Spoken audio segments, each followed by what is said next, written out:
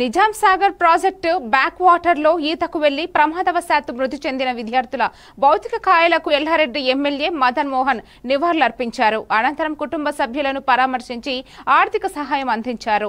భవిష్యత్తులో ఇటువంటి సంఘటనలు జరగకుండా చూడాలని జిల్లా కలెక్టర్ సూచించారు. ప్రభుత్వం నుండి సహాయం వారి కుటుంబాలకు అందేలా చూస్తామని ఎమ్మెల్యే తెలిపారు.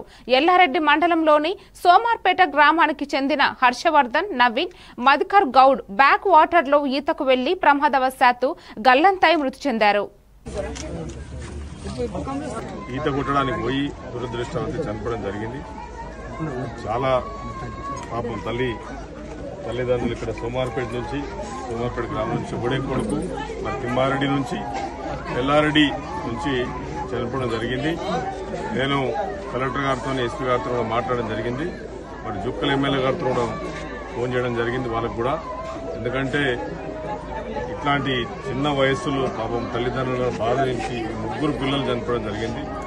ఈతకు పోయి అందులో చిక్కుకొని పోయి ఎటువంటి పరిస్థితుల్లో బయట రాకుండా 3 శవాల్లాగా రావడం ఇవాళ సోమార్పేట కానీ తిమ్మారెడ్డి కానీ ఎల్లారెడ్డి కానీ విషాద ఛాయలు మండలం మొత్తం కానిస్తుంది.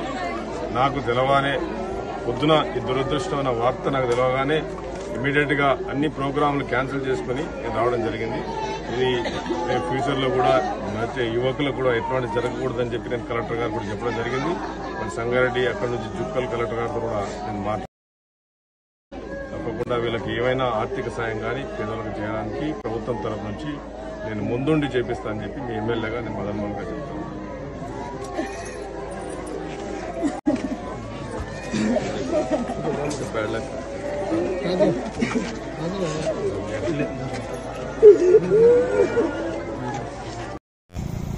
పోయి దురదృష్టవశాత్తు చనిపోవడం జరిగింది.